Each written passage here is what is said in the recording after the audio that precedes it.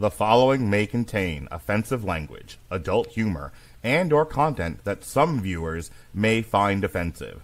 The views and opinions expressed by any one speaker does not explicitly or necessarily reflect or represent those of Mark Radulich or W2M Network. Please listen with caution, or don't listen at all. TV party tonight! What? TV party tonight! Oh, we got nothing better to do than watch TV and have a couple of brews. Don't want to talk about anything else. We don't want to know. We're dedicated here To our favorite shows. Oh, my circuit! Everybody loves Hypnotoad. Scary dog! Dancing at Blurnsville. Futurama! Good evening. You are listening to a Radulich and Broadcasting Premier Podcast TV Party Tonight. I'm your host, the mandated reporter, and frankly, I'm mortified, Mr. Mark Radulich. And tonight, our favorite show is Masters of the Air, a 2024 American war drama miniseries created by John Shiban and John Orloff for Apple TV+. It is based on the 2007 book of the same name by Donald L. Miller and follows the actions of the 100th Bomb Group, a Boeing B-17 Flying Fortress heavy bomber unit in the 8th Air Force in Eastern England during World War II. The series is the final of the 3 companion pieces, miniseries following Band of Brothers, which we have reviewed on here, and The Pacific, which we have reviewed on here. And it's the only one not to air on HBO. It is the first series to be produced by Apple Studios in cooperation with Playtone and Amblin Television and stars Austin Butler, Callum Turner, Anthony Boyle as part of an ensemble cast. The series consisted of 9 episodes. It was brought to you by the good people at Playtone, Amblin, and Apple Studios on a budget of Marvel money's $250 million. This constitutes our annual Veterans Day show. And joining me is aviation enthusiast David Wright. How do you do, sir? I'm doing good, Mark. I'm ready to talk some aviation military history. Yeah. So you're like a planes and spaceships guy. That's kind of your thing on here. You're a sci-fi guy, but I think lesser known is you're the planes spaceship guy. So yeah, I wear many hats, but this is by far my biggest. Yeah, and it's like the least thing that we talk to you about. So yes, well, it's kind of rare that we get stuff like this. Like there's a reason why I was so excited for Top Gun Maverick. We don't get a lot of these. It's very true. Now that I think about it, I think the last time we went out of our way to find something more plane ship associated in your wheelhouse was, oh gosh, it was 2021. We did it over the summer when I came back from, I think it was Cleveland. Oh gosh, The Right Stuff. Oh yes, that was a fun show. That was me, you, and Andrew. Andrew not here tonight. Usually a part of our Veterans Day shenanigans, but he is down with the sickness, as they say. So Dave, tell me about your history of planes, trains, and automobiles and spaceships. I mean the origins is not that interesting. It's just kind of like, every kid that seems at one point in their life likes airplanes and fighter jets, and I never stopped liking them. Despite all the other things that I tried in my life, I always kept on coming back to aviation. Certainly my father's side of the family, there was a strong love of aviation that I inherited. My dad and my grandfather, they never worked in aviation, but they certainly had an interest in it. Like my grandfather, he actually tried to become a pilot in the Second World War. He was of that generation, but he basically couldn't get into the training. He didn't qualify, so he worked in the English Home Guard, which is kind of like a volunteer service that sort of ran around and prepared for just in case the Nazis did invade on land. Gotcha. So he was strafed by some Messerschmitts, I believe, but otherwise, that was kind of the most action he saw, which is still something. Sure. Being shot at, whether it's whatever it was you just said. Or, yeah. Well, I remember there was like a famous cricket player, I think in Australia, who flew fighters during the war, and like he was being interviewed after a game, and it's like, oh, aren't you, you must have been under so much pressure. It's like, what do you mean? It's cricket. Now, Messerschmitt on your arse. That's pressure. Wonderful. Yes, there's a reason why we call them the greatest generation, and yeah, you have a different perspective on what tough is in life, probably after you've been through a war. It's not a day that goes by that I don't miss the greatest generation. I'm going to be honest with you, but that's not what we're here to discuss. My Yeah. antipathy towards this generation. How much do you know about World War II? I know a bit. I guess it's hard to quantify it. It's like one of the most studied things ever. Yeah. Like I remember, like when I was doing my East Asian studies at university, you can sort of just find the East Asian military history section. It's just like one shelf in the library about yay big. Like I would joke that I probably bought more books on the topic in my own personal library than university had. Whereas you go into like World War II and there's just like 2 aisles that are just like books on Hitler. I've read a couple. I think I had a book called Inside Hitler's Bunker. During my kind of like mass reading phase between 2001 and 2007, I think it was. I actually read more about World War One than I did World War II. I had a book that was just called World War One. Paris 1919, I think was another one. Yeah. I got kind of more familiar with that one than I did World War II. World War II always seemed something like. So my dad is a boomer, and he was in the Army and then the Army Reserves. And I grew up in a place in time where it seems like every dad was either military or military adjacent. That was just part of our culture. Rambo, folk hero in my neighborhood. So, and you're not wrong. Airplanes are cool. I don't think I ever became more fascinated with them than I did anything else associated with the military. Yeah. I think if you were to put two in front of me and say, pick one, tank or airplane, or fighter jet or whatever, I probably pick tanks. But then that's my personality. Everything has to be big and wide and Brock Lesnar. Yeah. Well, again, if everybody were interested in the same thing, life wouldn't be quite so interesting. But yeah, my family, they're more from England almost entirely. So my understanding of World War II is more Battle of Britain, less the American campaigns, and obviously the show focuses a lot on the Americans, which made by Americans based on an American book. Like can't blame you there. Did you watch? I know you weren't on the reviews for Band of Brothers or the Pacific. I think it was just me and Andrew for both of them. But have you watched Band of Brothers and the Pacific? No, I'm not really that much into infantry and ground stuff. I'm more into the air stuff. So I was quite excited when I found out about this because like I've heard the gushing over Saving Private Ryan, the Pacific, Band of Brothers, all that stuff, and it's like well, it's the same team, but now they're doing airplanes. Sign me up. Okay. Did you watch this when it came out in 2004 and then rewatched it for tonight, or this is the first watch? Actually, the first time I saw it was I was on a business trip for work, and they had like the first 3 episodes in the in-flight entertainment system. So I just like, I'll give this a watch, and I was just like, this is amazing. Like I've got to see the put rest your of pants this. back on. You can't have your pants off on this airplane. No, you don't understand. Yeah, it didn't get that bad, but yeah, it was that kind of thing. Like, wow, like this is something else. And I like the early episodes are by far my favorite overall in the show. It's sort of slumps a bit towards the second half, and it kind of redeems itself by the end. Like it has a strong finish. But I watched. I reviewed them. This will be transition to the show now. Yeah. I watched Band of Brothers and the Pacific.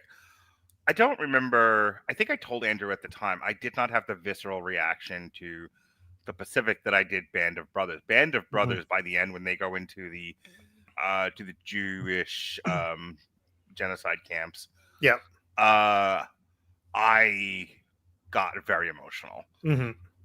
I didn't get that way with the Pacific, and then there's the Imperial Japanese Army, as one history prof of mine put it, made the SS look friendly. There's a lot of horrible atrocities in that, but I don't think you ever had like the industrial scale genocide. I also Germans did. Don't think that the Pacific really addressed the rape of Nanking the way the Band of Brothers addressed the Holocaust. Yeah, but what I would say is, like with the rape of Nanking, for example, that's basically just a bunch of hooligans run amok over half a city. They're just raping and murdering and pillaging and doing all sorts of terrible things to people because they can. Whereas like with the Holocaust, is like this was planned, this was organized. Like they had camps built, like infrastructure, paperwork, all that. Like this was deliberately intentional. We want to take this group of people and make them not exist anymore. Yep. Whereas in Japan, it was just more like the brutal, like the brutality of these are the spoils of war. We won, they lost, therefore we can do whatever the hell we want.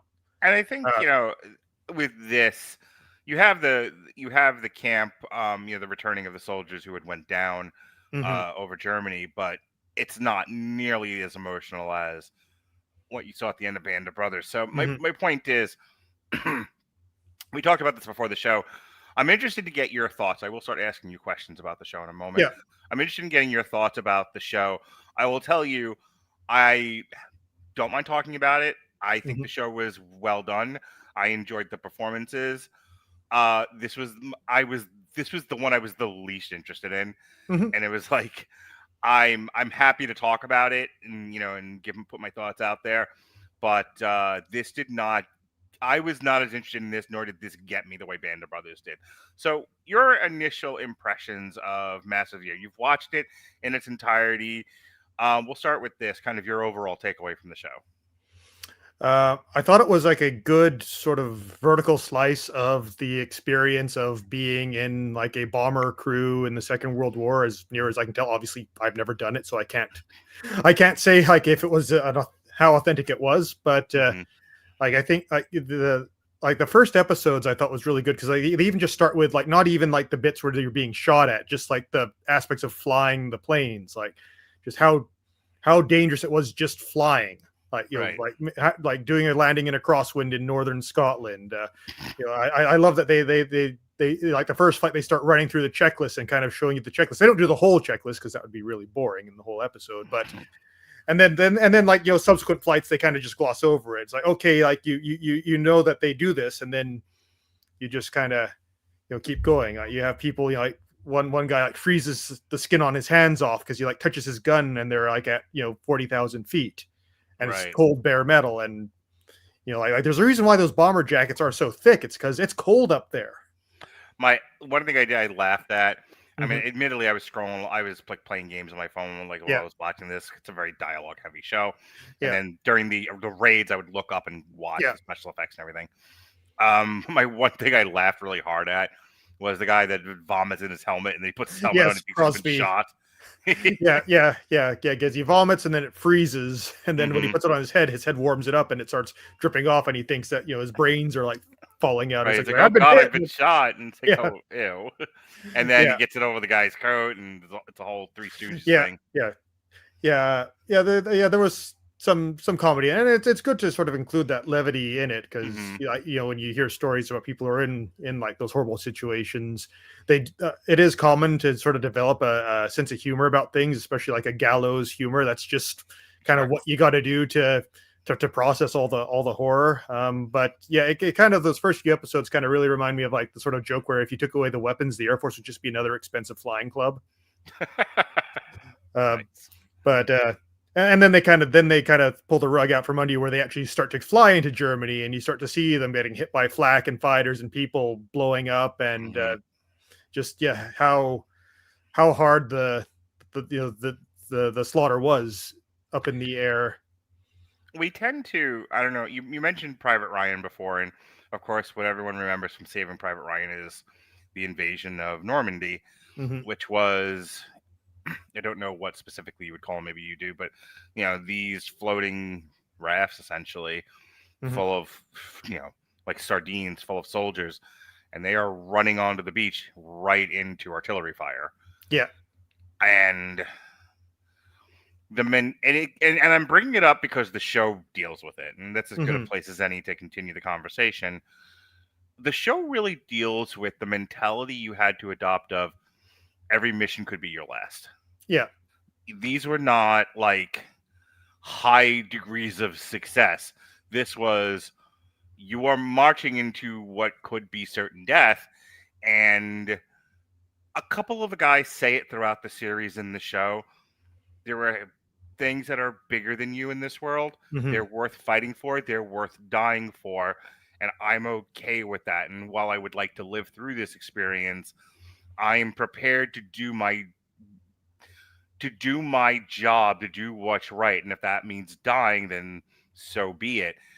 And what a psychological toll that takes on you if you should live through this experience. Yeah, it's not something that gets really transmitted between the generations. Like, understandably, this isn't really something that the veterans are open about talking about for the most part. No, I think one of them even says in the show, you don't cry about it, you don't talk about it. And I was like, do you know that in several decades, all people are going to do is cry and talk about their feelings? Did you know that, sir? Yeah, but that's also not having gone through a war or anything. It's just like, Also that, yes. yeah. Not to say that there aren't hardships worth dealing with, but at the same time, yeah, it's kind of, like it's all relative, and you sort of see that. But to sort of set the stage here, like a lot of these bombing crews, these were people who are just like not military until they signed up for the war. So you went there, you did your basic training, you got through this and assigned, and then you were thrown into the war. Whereas a lot of things changed between the First and Second World War technologically, right? Especially when it comes to aircraft and those systems like battle tanks. Those were also added in, aircraft carriers, and I'll spare you going through everything. We'll be here forever. I was gonna say, for the audience, just a really quick general statement. The entire way war was fought changed between World War I and World War II. Yeah. They were very distinctly different fighting styles. Yes. And when you have that, there is this sort of attempt to anticipate on how these changes will take effect. Like one big example was the idea of aircraft carriers. There was people who thought that aircraft carriers would be the center of naval warfare going into the future, and there were others that thought, no, the battleship will still reign supreme. The aircraft carrier will just scout out and harass the enemy until the battleships get in, and they'll do the job. And again, like nobody knew at the time until like Midway, where basically the enemy's fleet was sunk entirely before the battleships got there by the carriers, and it's like, well, we know what's happening here. And we're going through the same thing now with like drone warfare and on sort of the technologies. There's a reason why all eyes are on Ukraine to sort of see like how this all plays out. So during this time, it was the same thing. Like there were people who thought that yes, like bombers would be so hard to find in the sky that they would never be able to intercept them with fighters, or even if they could, the turrets on the bombers would be so effective that they would just shoot them all down. Right. That's not what happened. Yeah. But the interesting is, like with the Luftwaffe, they had previously fought in the Spanish Civil War before the Second World War, and they tried every idea out, and they learned from those mistakes. They sent up a squadron of bombers to bomb a target without any fire escort. They all got shot down. So they don't do that anymore. Right. Yeah. And like they would take their most successful pilots after a certain amount of time, and they would rotate them back home to do training. So imagine having all your aces go back and then train the new generation of pilots on everything they know about air combat. So you are facing a very technologically well-equipped, very numerous, very experienced, and battle-proven Air Force. That is tough. Yeah. So a lot of time is spent in the show in these flying fortresses on these bombing runs.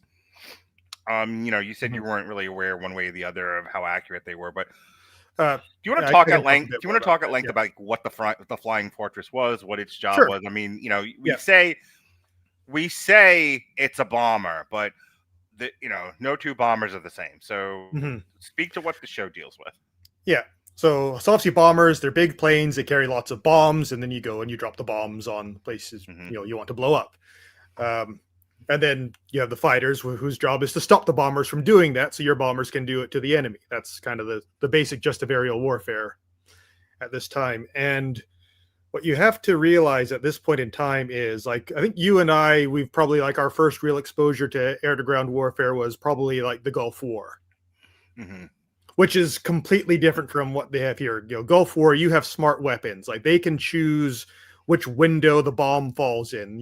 They can lob artillery shells into enemy tanks, like when they are moving, and get it to go right down the hatch. Right. That is nothing like this. This was dumb bombs that you just release it and gravity and physics take over. So it is very difficult to hit a target with a bomb using these methods. We get into bombing things pretty early on in the first or second episode.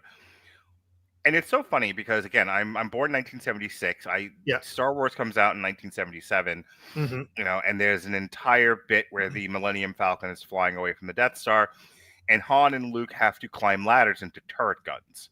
Yep. And George Lucas talked about how a lot of the influence of Star Wars was the aesthetic of World War II. Yeah. And so I'm watching the guys in the Flying Fortress like climb it. So you have two pilots, you have a navigator who's doing maps in the back, and then you have guys crawling into turret guns to man guns to keep the ship safe. Yeah, there are about 10 people in a crew on a B-17. And I immediately understood now what George Lucas was going for with the Millennium Falcon and all of that.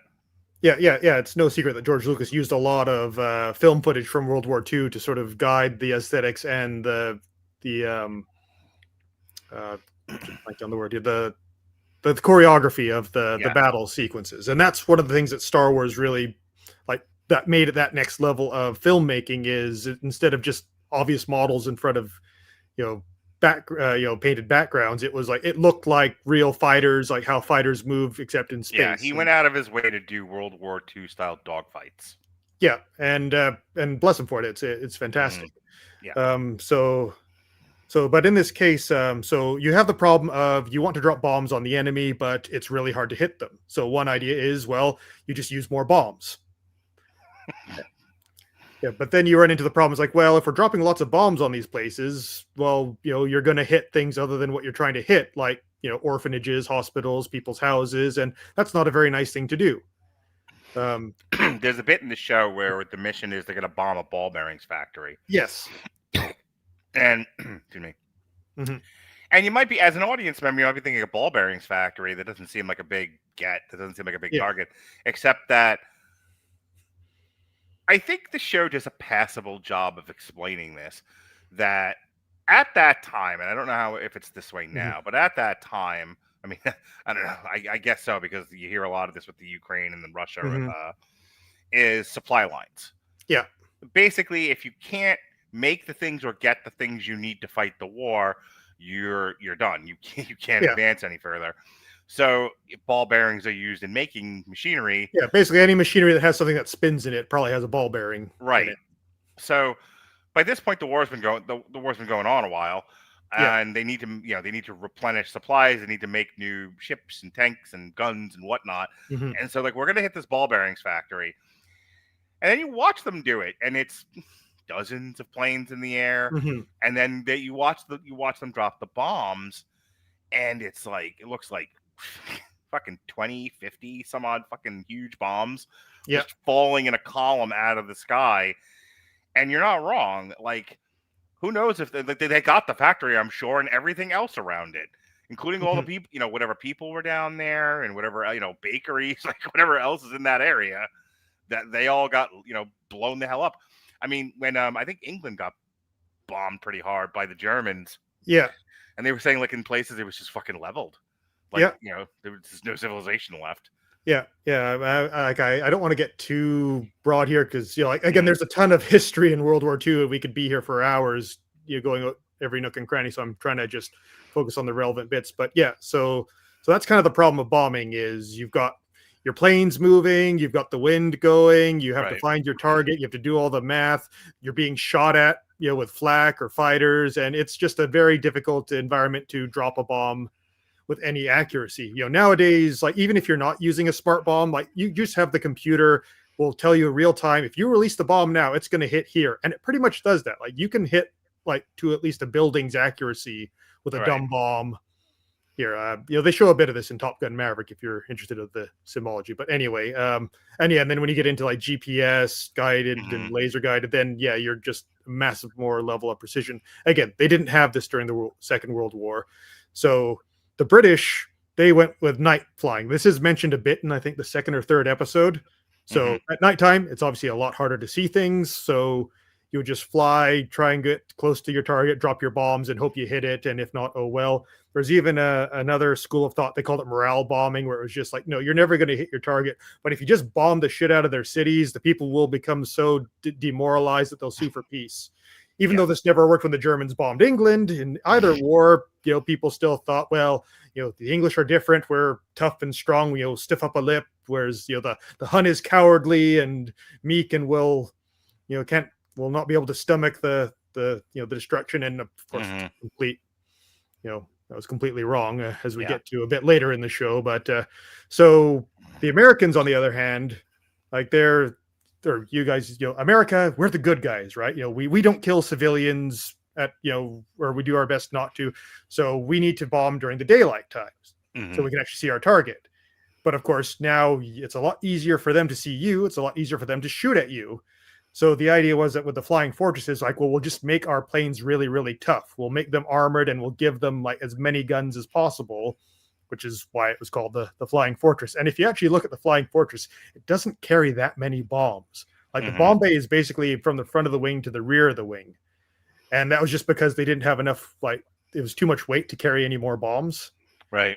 Yeah. So, and then I did like that they sort of mentioned the Norden gun site in this, or not gun site, bomb site. It was a sort of gyro stabilized bomb site, which was supposed to be super accurate. Like I think they said from like an altitude of 20,000 feet, you could like drop a bomb in a barrel. That was not true. It was no way near. The Norden bomb site, whilst better than a normal bomb site without any gyro stabilization, it was still not that accurate. But the PR on it was just like whoever the boss, like Norden, was, like, he was a really good master of PR and marketing, because like he just like triumphed. This is America's super weapon. It was like kept in like bunkers with like top security. If you were a bombardier, you had to swear an oath that you would die before allowing the Germans to get like a working bomb site from your aircraft. And for those that didn't know, they took it seriously. For those that did know that it wasn't that good, well, they just kept their mouths shut because it was good, good propaganda. Things later on. But again, I did like that they kind of showed it how it worked in the show, and that sort of reverence for the bomb site. They did their homework. They got the details. Yeah. Was there anything else about? Because there's other things to talk about with this show, so I just want to make sure we get all the plane stuff out first. Oh yeah, no, I appreciate that. Anything else about the missions, the bombings, the planes, the Masters of the Air segments of the show that you would like to comment planes. on? Yeah. I just think that they did a really good job sort of showing that aspect of it in the first few episodes. That this is the stuff that tends to be left out, where they just want to see pilots flying really fast and doing all the cool "he's on my six" stuff, whereas just showing more of just the difficulties. They weren't doing dogfights. This isn't. There was one scene which was awesome, which we'll talk about in a bit. Oh, go ahead. Okay. All right. Just before that, the other thing I'd really like to mention is that I do like how they gave a bit of screen time to the mechanics. Yeah. Because like maintenance people in AMEs, aircraft maintenance engineers, they don't get the respect they deserve. They everybody if you've been on an airplane, you owe your life to an AME, because like they work hard keeping these things together, and they get like no respect. Like, well, they're not disrespected, but it's basically in aviation, there's two people, pilots and who cares. It is a collection of little things that keeps you in the air, because if one of those little, it's funny, they actually mentioned the gremlins thing in this. And for those that don't know, there was always a kind of a mythology around a gremlin that was tearing apart your plane. Yeah, I think it was Will Dahl who actually came up with that, but yeah. Yeah, and then Bugs Bunny did a whole thing about it in the Looney Tunes, but that's what it was. And somebody actually mentions gremlins in the show. Yeah, but like the bit where they have like the chief mechanic like sitting in the wheel well on the plane, like trying to fix the engine before they take off and pulling it off. It was just kind of nice to see them get a bit more. Like anytime that maintenance gets a bit of attention is good by me, as someone who sort of worked around that part of the industry. But probably like one of the coolest bits is it's almost about halfway in. It's when I think it's the first time Rosie goes up, like he's sort of the new hotshot pilot. Right. And the previous hotshots, they've kind of been shot down at this point. We'll get into that later. But they have a bit where like basically his plane is the only plane that survives the raid. and they're Right. just trying to get back, and the fighters are all over them, and he's just like, I don't have to be in formation anymore, and he basically dogfights using a B-17, and he's just like throwing it around the sky. He's like swooping it to force the Messerschmitts into like the turret zones of the aircraft, and they're just shredding these guys. And this is just like, damn, this dude is like another level of pilot, like just doing stuff to the B-17 that probably people never thought could be done. And that was that was the sort of big grin on my face moment of this show, where it's just like, yeah, that's pretty cool. I want to piggyback on that. Just really one quick question. Mhm. Not that this, not that there's a lot of variation in Band of Brothers of the Pacific, but you did, and this is somewhat the true for Masters of the Air. There is progression. They're further Mhm. into Germany. There's a big setup where we're going to bomb Berlin now, and Yeah. that was a big hoo-ha. So there is progression, just as there was in Band of Brothers in the Pacific. But anytime they're flying, after 9 episodes of this, it kind of got to me to be the same thing over and over Mhm. again. The same ships, the same thing. There were a couple of times where what I was paying attention to was the special effects, like the way Mhm. they really made it look real. Yeah. And I think some other critics have cited this as well. They did a fairly decent job of making this look as realistic as they could, and Yeah. that's more of what I was paying attention to. But I didn't feel like there was a lot of variation from episode 1 to 9 of what we were seeing. And I don't know if that bothers you at all, or like, no, like I came to see bombers, I got bombers. Yeah, I do like that. I came to see bombers. I got bombers. Hmm. I'm always annoyed when you get like, oh, here's a movie about people in flying airplanes in World War II, and oh, now they're shot down and they're behind enemy lines, and it's like, but I like the bit with the airplanes. I've like The Great Escape exists, guys. Like that, you can just watch that. Spoiler for what we're going to talk about in a few minutes, but Yeah. I totally get it. Is you don't just want to be the bombers take off, the the flak hits them, the fighters hit them, they shoot down some fighters, some B-17s get shot down, and then some people live, some people die, and they do Right. the same thing tomorrow. Yeah, it's that's not that interesting. But they even kinda, said in the show it was like 25 missions and they send you home, which yeah. is a big thing they make a deal about, Mhm. because one guy gets to 25 and he's like, we still have people behind enemy lines and the job isn't done and the Nazis aren't dead, so Yeah, I I think will that was do it. Rose Weekend. Yeah. Yeah, and then they raised the amount of missions to like 30 or some shit. Oh, I bet a lot of people were pissed off about that. Can you imagine? Well, it led to one of the more interesting things that happens in the show, but I Mhm. want you to finish what you were saying before I Yeah. just dig into it. Yeah. So like I totally agree that you can't just have them doing the same thing over and over again. You have to Mm, show like the progression of the war, like show the unique thing. I would sort of like show how difficult it is to just get the planes off the ground and get them all into formation and get them all on target at time. That is interesting. And then you get into, okay, well, now you're dealing with flak. Okay, now you're dealing with fighters. You have no fighter escort. Now you're getting shredded up. And then now we have the P-51, which does have the ability to fly like the whole mission to Berlin and back and provide escort, and how that changes things, and how they switch tactics from trying to bomb things to trying to draw out the Luftwaffe to shoot down all the fighters in preparation for D-Day. And now it's post D-Day and they have air supremacy and so on. Yes, you want to have that sort of progression of, this is how the war changed. This is how they sort of things out. It's kind of like a sports movie, right? Where a team right. loses a game, and then you start to learn, like the coach changes their strategy, and they do a training camp or whatever, and now they're starting to win games now, and Right. it's the same sort of thing. You just don't want to be like, okay, they play football, and then they played football, and they played football again. Yeah, they certainly needed that. And whilst there was that progression in the show, I felt that they kind of ignored the big picture. So like if you're not someone who knows the history, you're kind of a bit like, wait, what's going on now? Mm-hmm. Like it's just like you just get one episode, right? Oh, we have B-51s now. It's like, oh, okay. Like I would much rather than like showing them doing like a mission with the P-51s, and then like, oh wow, like they're shooting down all the Messerschmitts, and we're more of our bombers are surviving. Like weave that more into the story instead of just telling us, oh yeah, we got P-51s now, and now less bombers are getting shot down and things It are would better. have been nice to have seen reaction shots. Yeah. Like, again, I'm going to do a silly one, but like, Star Wars. At one point, a Star Destroyer gets like shot down and it like crashes into the Death Star.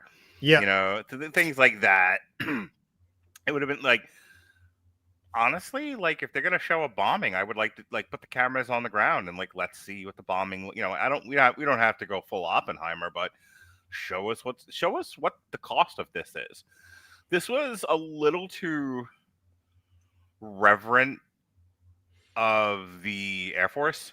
Oh and yeah, not- during the opening credits, you can hear the tears streaming down the bugler's face as he's playing. and not really like what is the cost of all of this? What is the effect? You know, you see their story and you're sympathetic to their story. And we're gonna talk about the guys that get shot down, but I don't.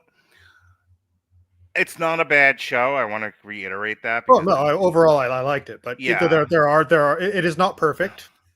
In terms of me, giving a real critique of the show, that is my critique. Is that where so much with these guys, we don't really see the cost of what they did, except on themselves.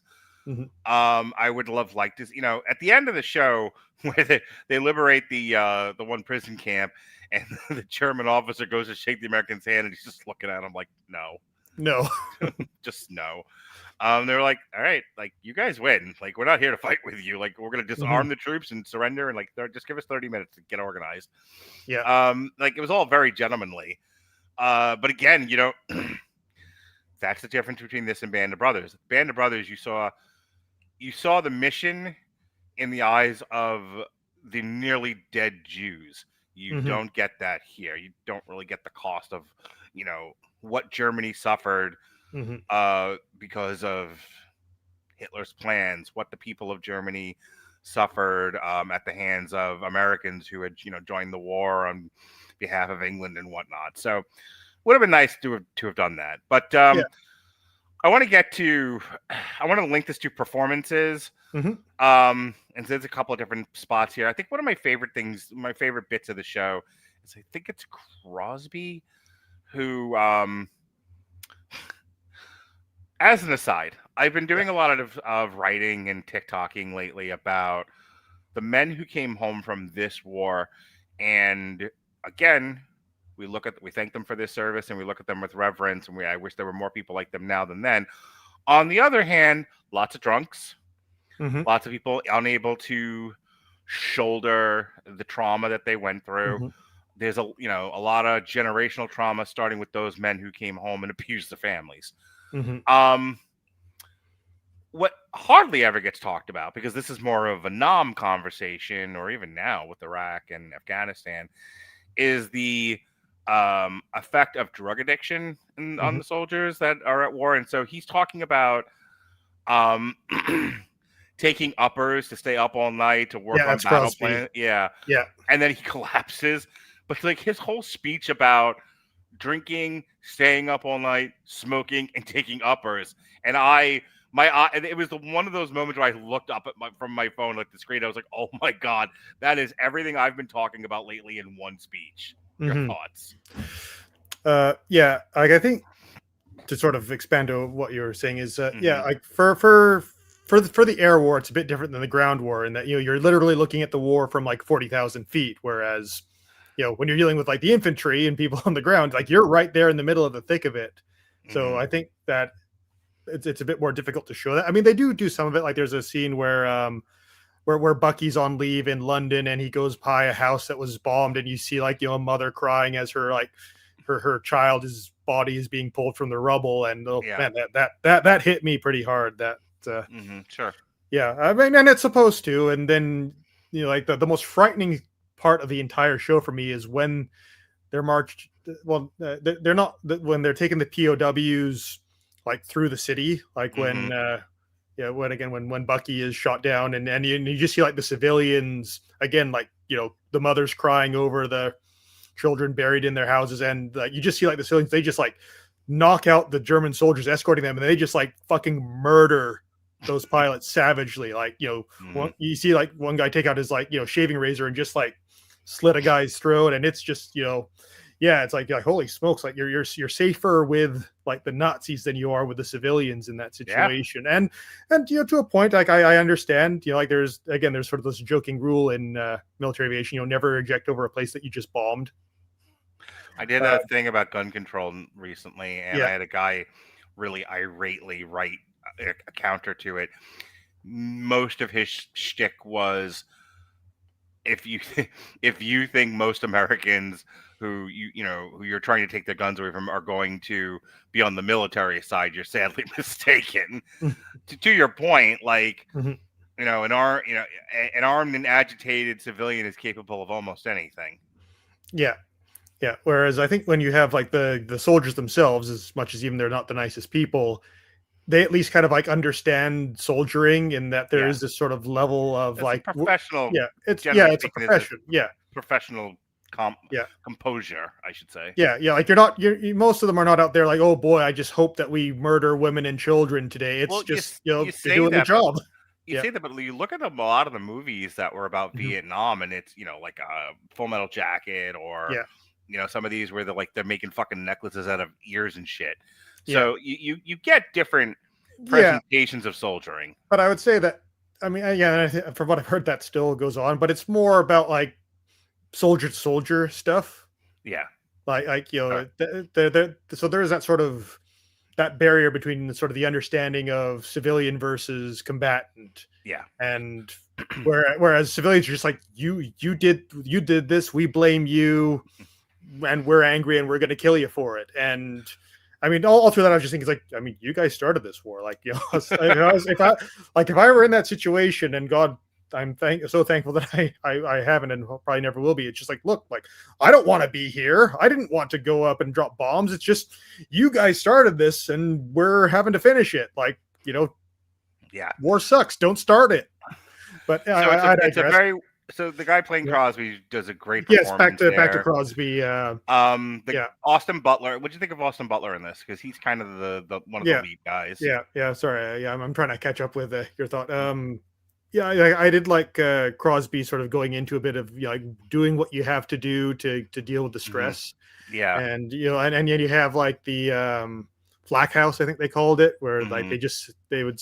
I was interesting. There's actually a documentary called The Bloody 100th, also on Apple TV Plus, which is sort of the accompanying documentary to the show, where they kind of explain things a bit more. And it was, like they started to realize that air crews got what we would say is PTSD from doing this. And they realized that, if you take the pilots out of circulation who are undergoing this, and you get them away from the war for a bit, and give them like some recreational activities to do, it gives it a chance for it to sort of the stress to lower down, and then they'll kind of readjust and go back. Contrary to modern opinion, trauma doesn't last forever.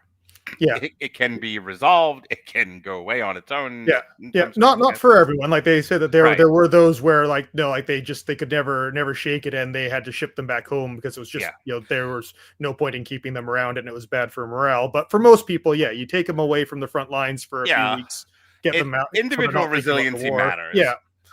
Where that's concerned. But my point is, like, we tend to nowadays treat trauma like this.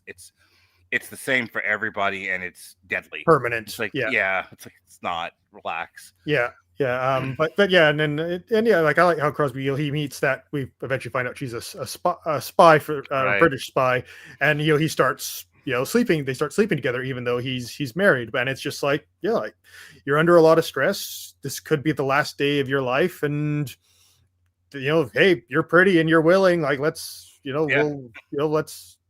And what happens in Europe stays in Europe. Yeah, and like I don't know what the personal effects of that were for Crosby and his wife, because he wrote the book that this is based on pretty much. So I assume she found out at some time. And I would imagine there was a conversation. And it was like, hey, you were going to probably die. Yeah, I would hope that. And from what I've heard of, this is not uncommon for soldiers that go on deployment, and it's not uncommon for their wives that stay at home to not be faithful either. But I digress. But yeah, it's just kind of you do what you got to do to keep your head on as straight as possible in this situation. So on to Austin Butler. I mean, he's a great actor. I think he's good. I think he's kind of more in Austin Butler mode in this character. Um, like it's kind of interesting. You hear actors in interviews talk, and sometimes they're very different from their characters. Sometimes they're Yeah, British when they're he playing is. Americans. I was gonna say, Austin Butler always feels like he's half asleep. Yeah, he certainly has a very relaxed persona. I mean, he's good at it, and but I can certainly see him like he does have range. Like, you see this, he's very Austin Butlery. You watch him in like Elvis, and there's still that Austin Butler-ness, but it's very like he kind of already is kind of a bit Elvish. Even within the same show. So they're shot down. They're in this POW camp. There's a line in there about you say POW camp, and everyone immediately thinks of like Vietnam, where they're in rat cages and shit.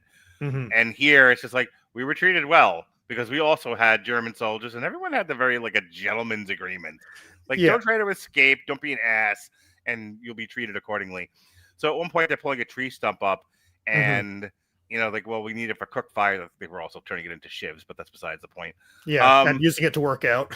Yeah, but I can't remember the character's name, but he's just like wanting to pick a fight, and it's funny. Like, as a mental health person, I recognized it immediately. Where I was like, like, he just doesn't know what to do with himself, and you're a man in the 40s. Pick a fight.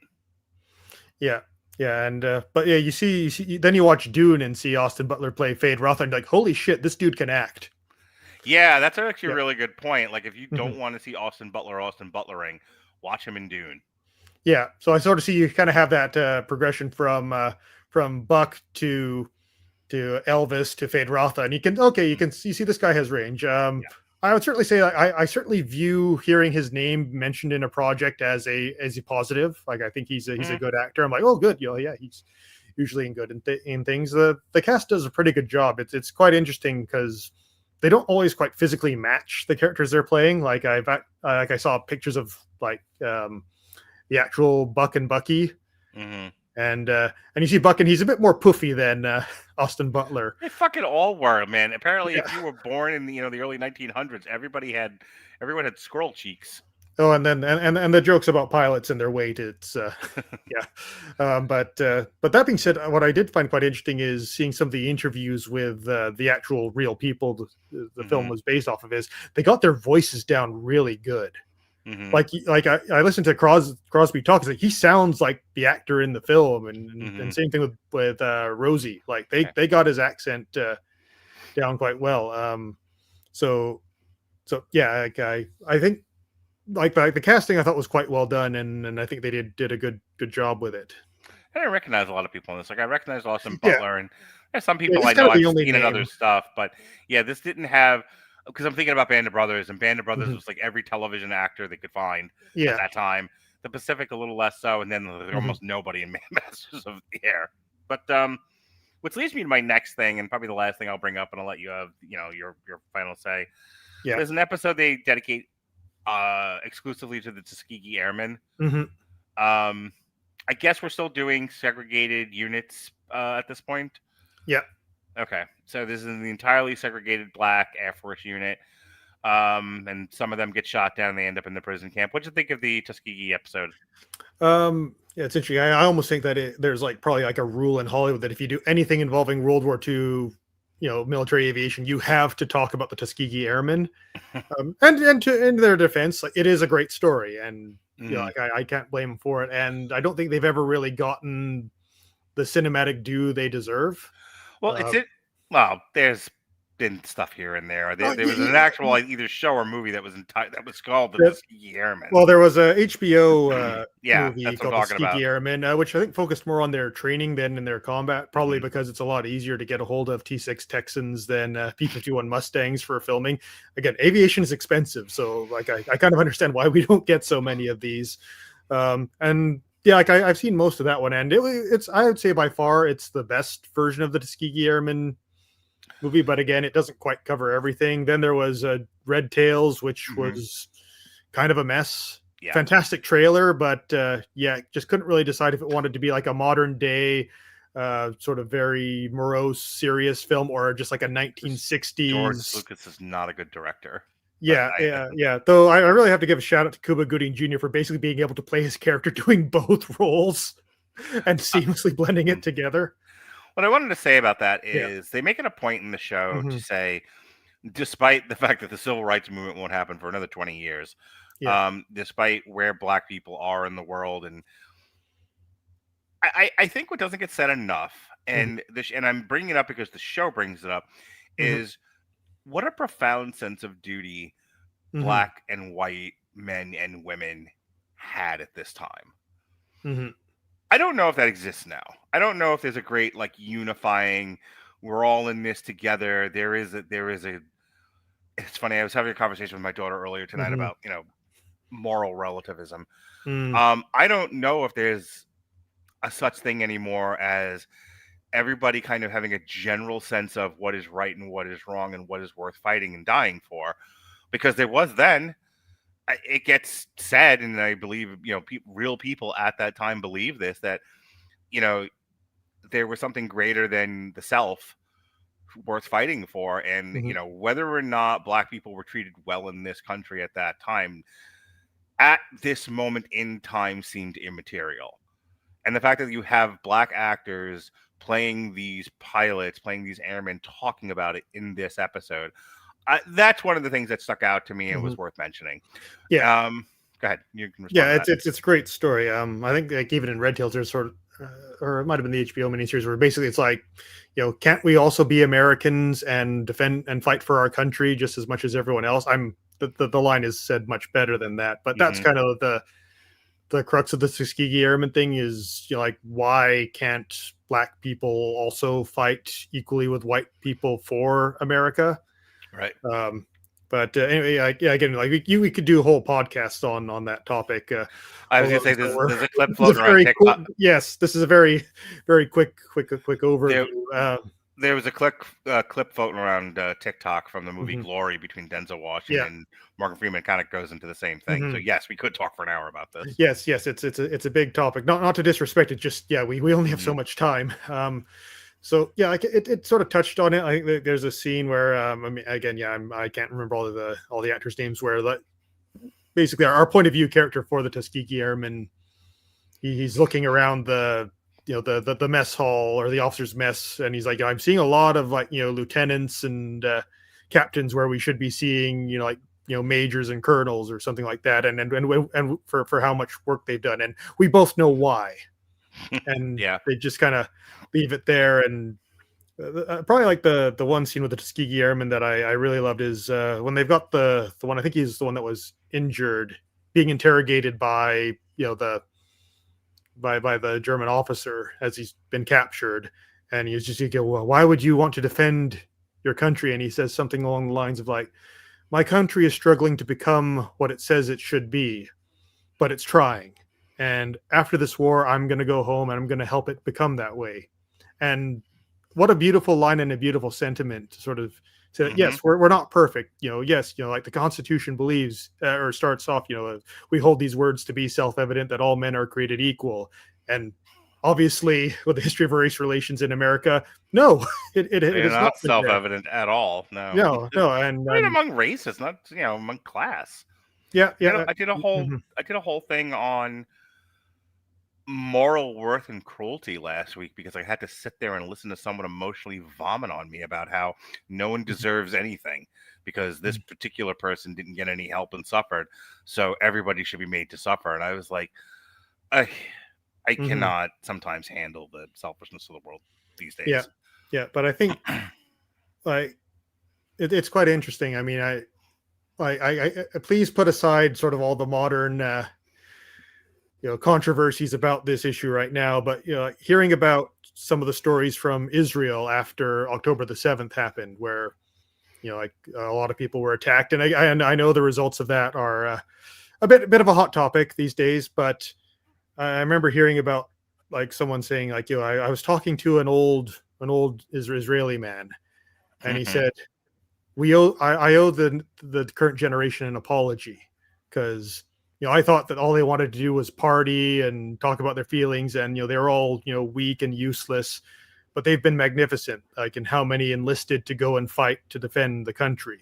And Hmm. again, like I know the effects of that are a hot button issue right now. But I think like there's even a bit in the show where one of the pilots says like, I was just wanted to like go out, drink, and chase girls and go dancing. Like that was all I wanted to do in life. And then Yep.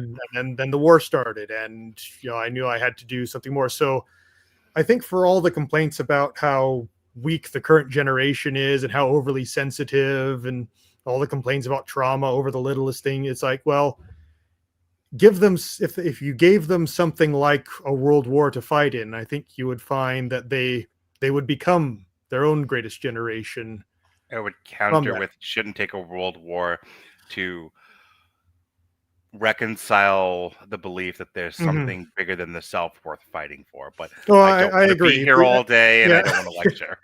Oh no, I get it, but I'm trying to offer you some hope in there. But yes, I hope that we don't need a world war to do that. But yeah, these are questions and issues that our civilization is grappling with now. I think as an effect of just how good we've got it and how little we understand that. And that's sort of why I like things like this that sort of say like, hey, this is what the previous generations had to deal with.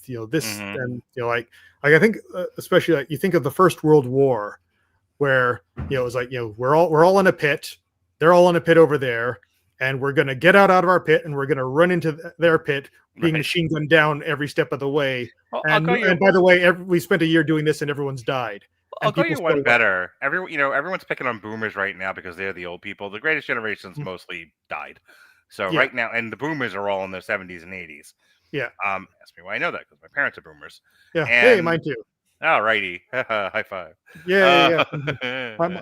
My parents are pretty cool for boomers, but it's like they're sticking around.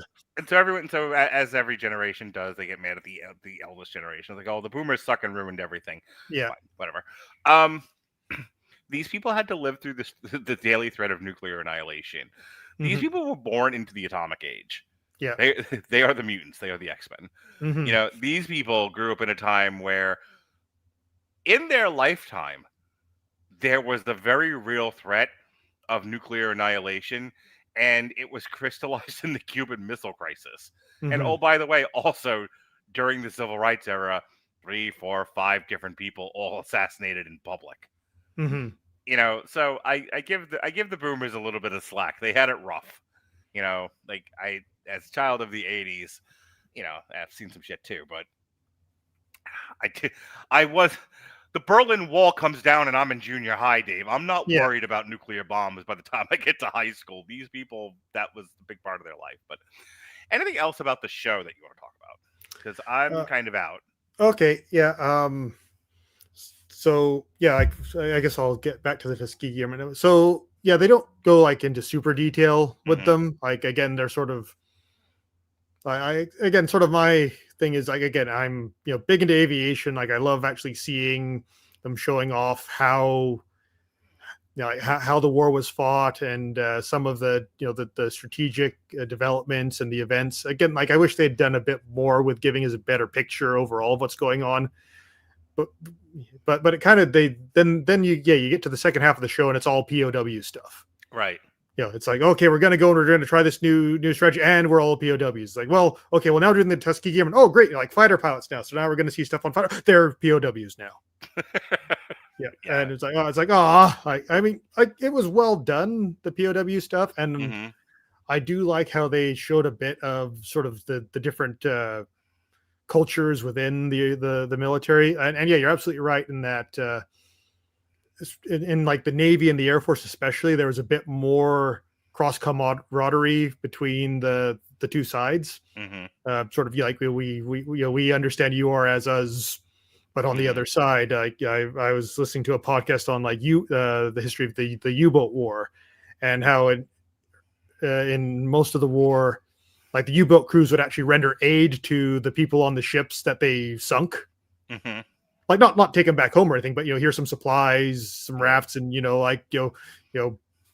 good luck on you, because it was just sort of the rules of the sea, so to speak. We're all sailors. None of us want to drown. We just want your ship. We don't want your crew. That kind of right. And then they are sort of told to knock it off later on by the brass, who knew nothing about sailing. And you kind of get a bit of that in the Air Force. Well, in the First World War, like a lot of the pilots were like private airplane owners. Like these are wealthy people, because that was the only people who could afford to fly, and they kind of knew each other sort of all over Europe. So there were many instances where if you were shot down over Allied or Axis, well, they wouldn't say Axis, but territories, they would basically fix up your plane, give you a drink, and then you would get flying back up and join the war again. Mm-hmm. That did not happen in World War II, but yeah, you kind of get the idea of, and also you tend to need to have a bit more skill set to be in the Navy or Air Force. So you're dealing with people a bit more culture. Maybe culture isn't the right word, but you kind of get what I mean. Is these are people who kind of think about things a bit more and have a bit more perspective on things. Sure, and you're talking almost people with like, if this were a business at management or higher level. Yeah, I guess you could sort of say that, though some things I've seen in management makes me question that statement. But anyway, but you did kind of see that in some of the people running the camp. Is you have some of the officers were fairly respectful of the prisoners, and then you had others that were not. Like I remember you have that one scene where they're marching them like across Germany to the other concentration, POW camp, not a concentration camp, and it's like one of the German officers, like he falls down in the cold, and one of the POWs like picks him up, and he's like, "Oh, danke, thank you." Yeah, and then you have like one of the Tuskegee Airman character. He stumbles down or something, and you just see the very young guard, like, "Get up and get, or I'll shoot you." And then he just turns to his buddy, his German buddy, and say like, "That is how you deal with thugs and murderers, with force." Yeah, and just like, right back at you, buddy. And then you kind of, and then you have like they have to get off the road for like this motorcade going to the front. And you see this young kid, he's standing up there, he's doing the Sieg Heil salute, and he's like, "Blood and soil for the Fuhrer, the heroes of the fatherland, marching gloriously into battle, we salute you." And like, this guy is drinking the Kool-Aid hard. And then it goes past, and you see, I think it might be the same other officer. He's like, "Nothing but young and old men, we are doomed." Nice. And you kind of see it when the American forces do get to the POW camp, and the prisoners are at this point like, "Screw it, we're rioting, we're taking over this place.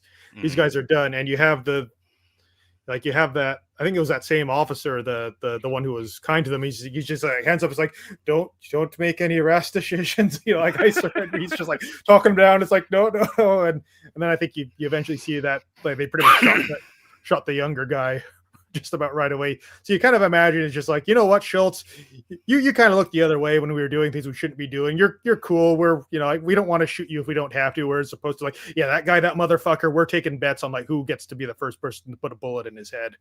He's not getting out of this one alive. You were saying? No, did I just go all over you? No, you're fine. I was thinking while you were talking, kind of what I was saying about like the inhumanity of soldiers kind of oscillates between grotesque behavior and gentlemanly behavior. The same thing here. You have situations where everyone remembers we're all human beings and we're caught up in a conflict, but there's no reason to treat each other like animals. And then others are just like, "Nope, this is my shot. I have a little bit of power. I'm going to use it." Yeah. And that shit's as old as time. So we've talked about the planes. We've talked about the bombings. We've talked about POW scenes, the Tuskegee Airmen. Is there anything we have not talked about, David?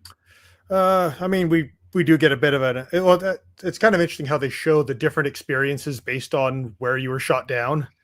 Like the first parts to get shot down are like over France, and they're basically picked up by the French resistance and smuggled out of the country. That scene, he's like, what did he say? Like, American, but Coca-Cola. Yeah. I'm getting to that one, and then you have you're shot down over like Germany, where basically you are running from the civilians because they are out to kill you, and you end up in a POW camp. And again, we talked about that. And then you have when Rosie gets shot down, like, and he's over basically the Russian front. And yeah, you have like the Russians coming up to him because someone who isn't us, and he's just like, apparently this is a true story. He was just like Amerikansky, Roosevelt, Stalin, Churchill, Coca-Cola, Pepsi, yelling any gibberish.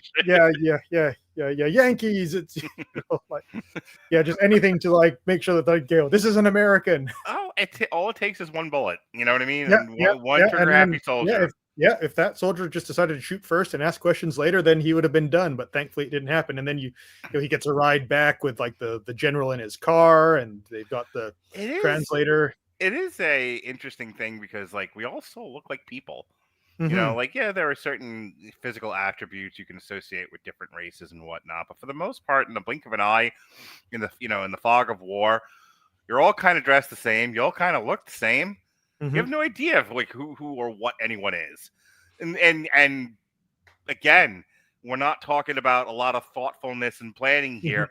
You just see a guy, you shoot him, and it's you don't think about it more than that. So he's screaming for his life. He's like, no, like it's Americana, Coca-Cola.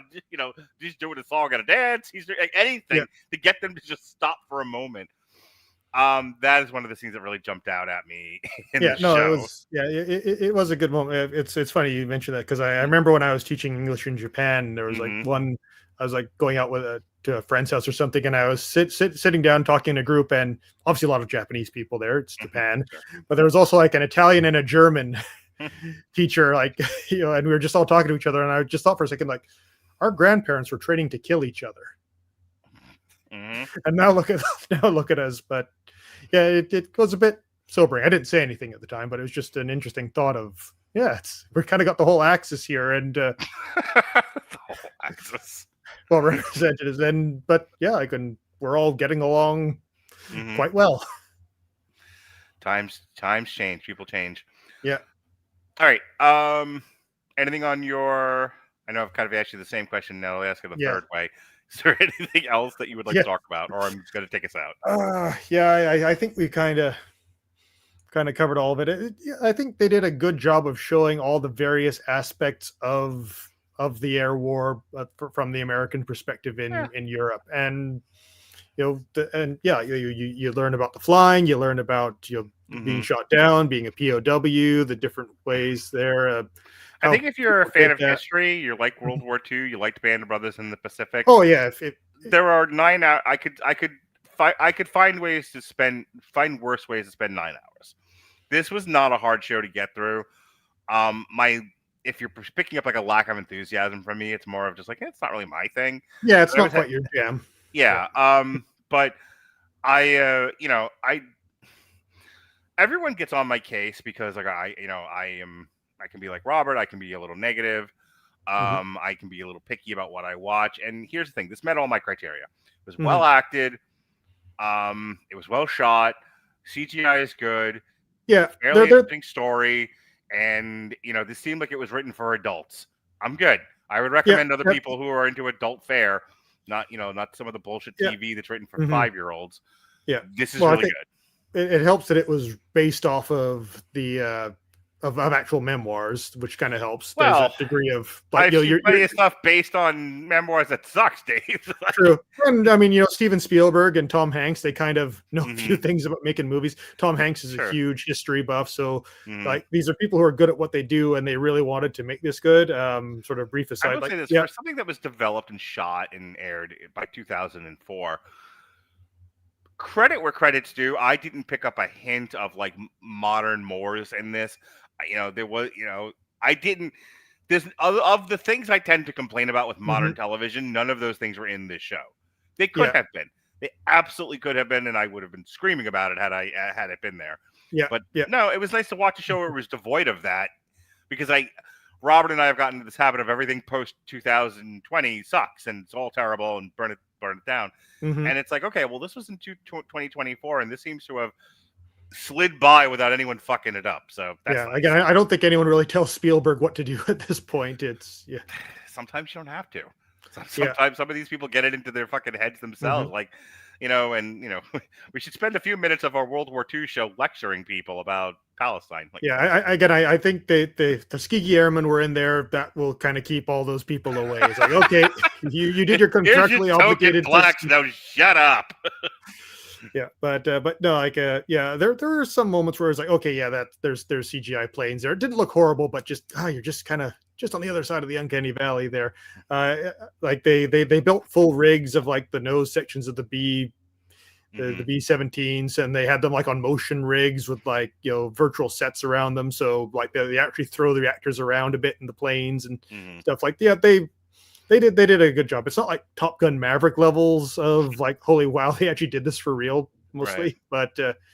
but yeah, they did a good job there. But yeah, I would say, yeah, if you're into World War II stuff and dramas, well, I mean, one, you've already watched this. You're just looking, if you're listening to this, you're looking for validation of your opinions. If you're not into that sort of thing, it's still a good story. I think it's a good, it really shows you sort of what people went through back then as best as we can kind of recreate. And my only real thing that people might struggle is like they don't really tell you as much about the big picture of what's going on. It's just, well, we're doing this now. Yeah. That's actually my biggest complaint about it is it felt disconnected from the bigger picture, whereas Band of Brothers in the Pacific it never lets you forget what was at stake. I don't get that with this show. That's my biggest complaint. Yeah. All right. That is our review of Masters of the Universe. No, Masters of the Air, brought to you by Apple TV and Steven Spielberg and whatnot. Tomorrow, myself and Robert Winfrey. I think it's just us. God, hopefully. I think so. Yes. We are reviewing Predator Badlands. I saw it today. It was fine. Nothing on Tuesday. Wednesday, we will be reviewing Only Murders in the Building Season 5, which I started watching today. Thursday, we will be doing an on trial for the Schwarzenegger Running Man. And then Sunday, myself and Jesse Starcher, we have a really fun triple feature here. We're doing a Jonathan Lynn focus, and really this is just an excuse to make Jesse watch and talk about My Cousin Vinny and Clue. And then also Trial and Error, but that's because that's what ChatGPT told me to do. Then we'll be reviewing The New Running Man, which I believe is a closer interpretation of the Stephen King short story. Tuesday the 18th, Alexis and Jesse will be doing Stranger Things Season 4. Nothing on Wednesday. God, I hate when that happens. And then a week from Thursday, it might be my favorite show of the year. This was originally developed to torture Chris Bailey, but he doesn't podcast with me anymore. So instead, I've got Sean Comer and Kathleen Scott. We will be doing Showgirls, Striptease, and Hustlers, and I'll give you a shiny nickel, Dave, if you can figure out what the common thread there was. Ooh, that's a tough one. Right? I made it very obscure. The next time you are with us, what's the next thing you're on, Dave? Might be on Only Murders in the Building. Yes. You're on Only. You threw yourself into Only Murders in the Building, and I think that's it for you for the year, unless you something. Well, I think probably Avatar, right? I would like to watch Avatar. That actually looks quite interesting, but we'll talk about that then, not now. Yeah. And I believe Alexis has me on for Has Been Hotel Season 2, end of the month. Okay. But yeah, as far as I know, that's it. I've got a lot of podcasts this month. The wife has been very understanding, and well, I don't want a thing that causes friction in your marriage. So we'll. Don't worry. If it were to be that big of a problem, I wouldn't be here. Fair enough. Well, I'm glad you were here. I always enjoy talking to you, Dave. I listened to her actually.